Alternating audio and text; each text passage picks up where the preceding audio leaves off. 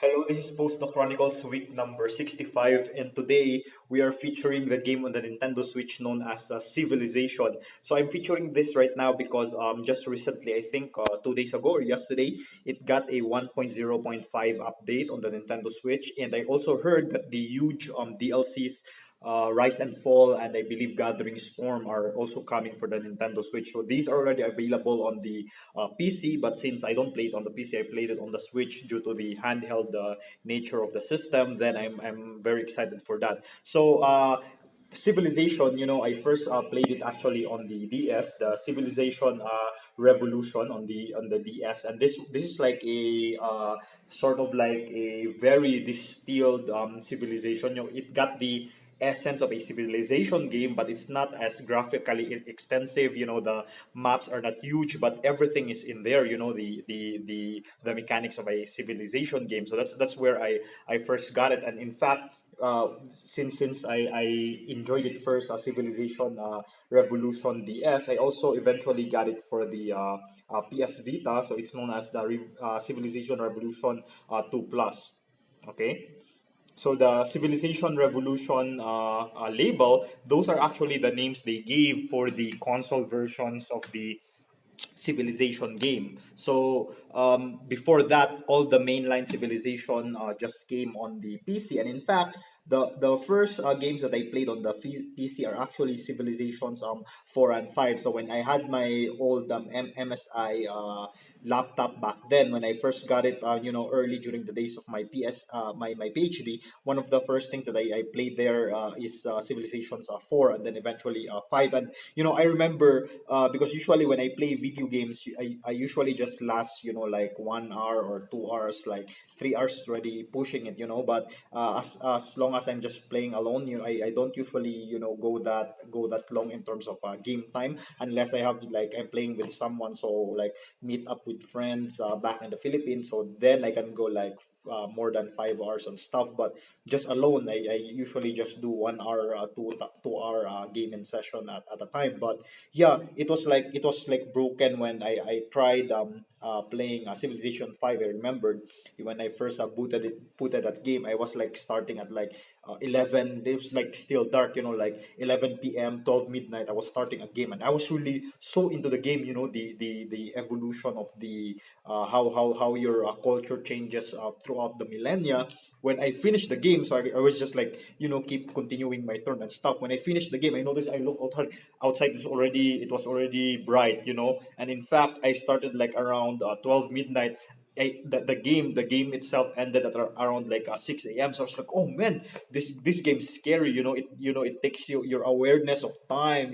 Basically fades away while you're very hooked into the game. So if you haven't heard, Civilization, you are tasked to you choose a specific civilization, like Romans, Greeks, whatever. You pick a civilization, and then you lead that civilization into glory. Okay, and so basically you build a civilization. You have a settler, you build a capital, and then eventually you build workers, you build soldiers, and then you introduce a form of government, you introduce a religion, and then you introduce you decide which research do you want to go to. Do you want to research gunpowder? Do you want to research the wheel and stuff? And then you also get to make like wonders of the world and some cultural heritages. And the nice thing about this game is that you are not constricted, or you are not just forced to win by your military prowess. So there's an option. It's called the domination victory. So basically you can wipe out all the other capitals in the map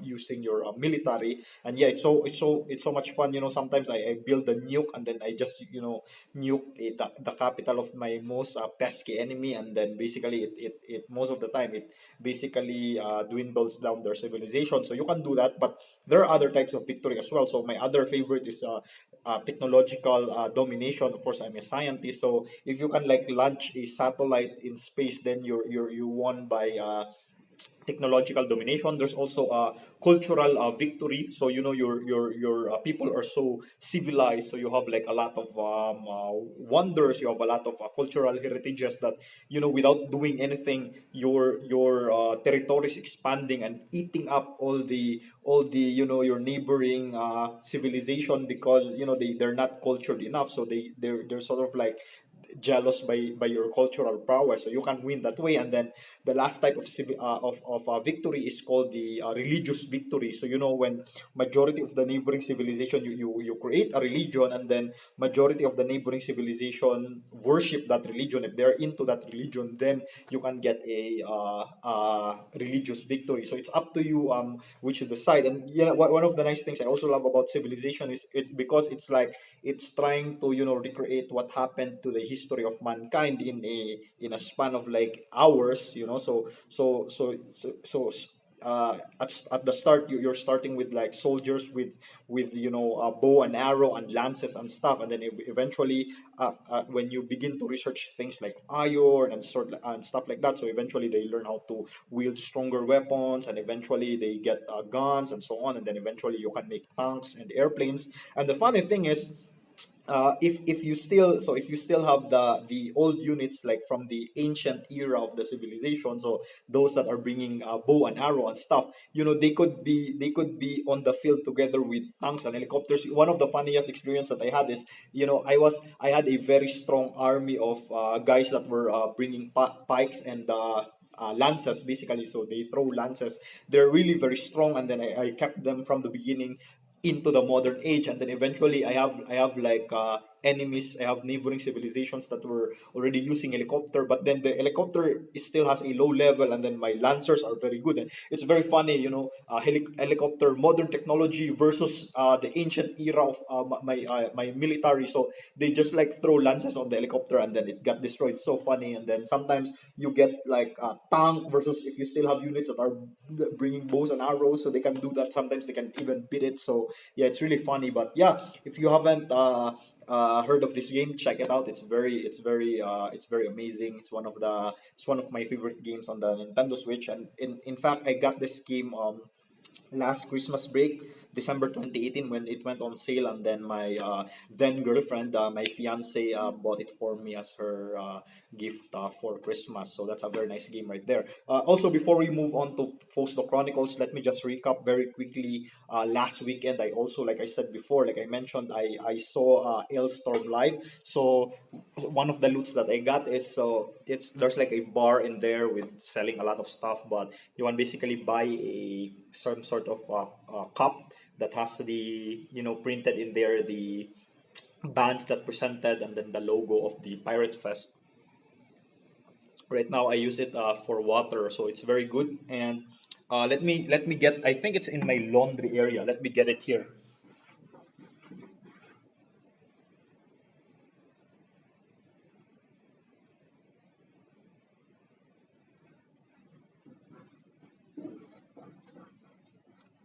So sorry about that. I already wore this. So during the event, I wore this T-shirt, so an Ailstorm T-shirt. So I like the print. So it's very very metal. At the back it says, "We are here to drink your beer," of course, as a reference to their drink video. So I like the front print of that one. That's why I bought it.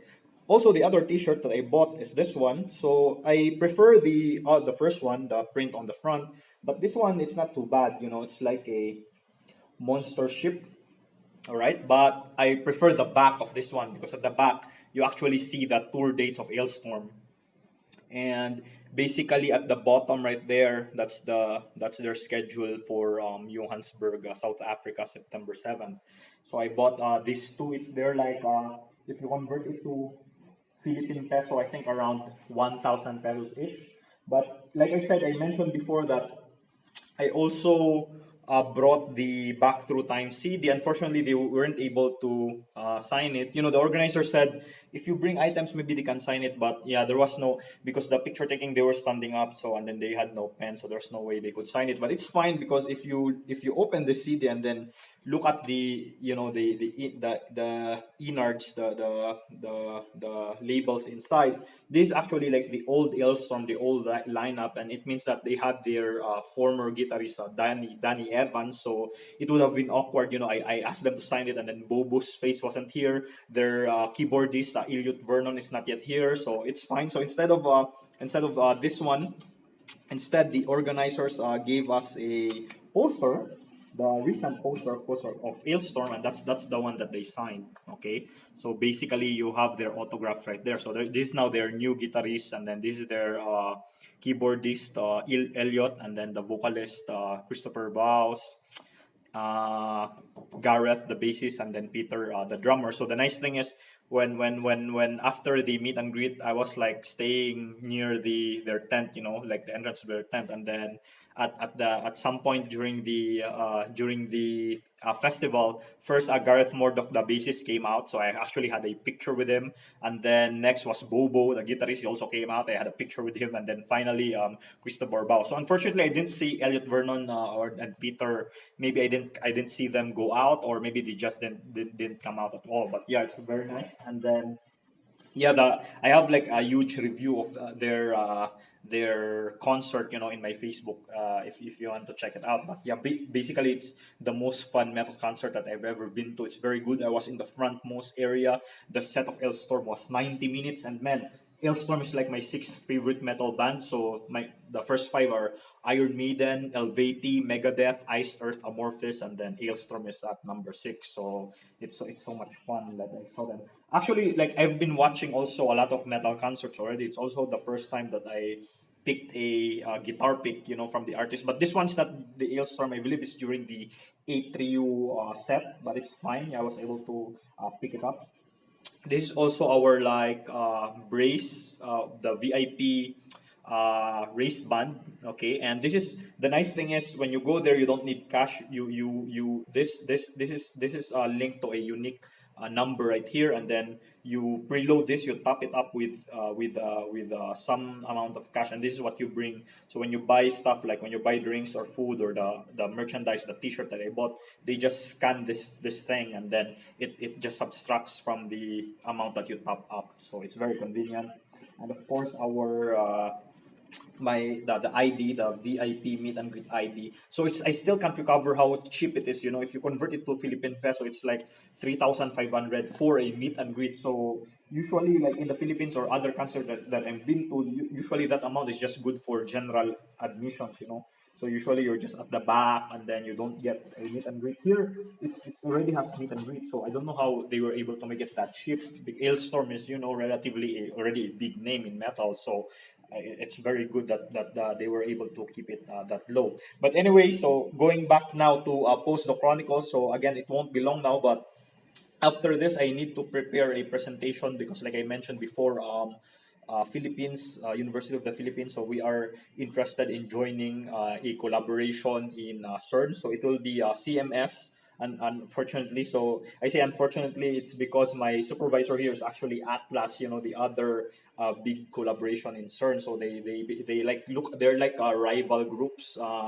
They look at the same thing, and then so that one can confirm the other. So that's the purpose. So you have Atlas, and then you have CMS. So it was like I believe it was CMS first who tried and contacted the Philippines. So now they're now talking about the things that we need to do to be part of the collaboration. So the Philippine government, I've heard, is willing to pay the price of being part of that collaboration. And again, it's gonna be huge because usually CMS publications, they are usually always cited. The citation is really very high. So I think it will be a nice boost to the University of the Philippines. So I'm gonna prepare like what are the different physics that we can do at CMS experimentally, and but of course it's not just physics. There are other avenues like electronics, the hardware stuff, and then computing, all those things. But mainly because CERN is mainly about the investigations of the fundamental constituents of the universe, so it's important what physics we want to do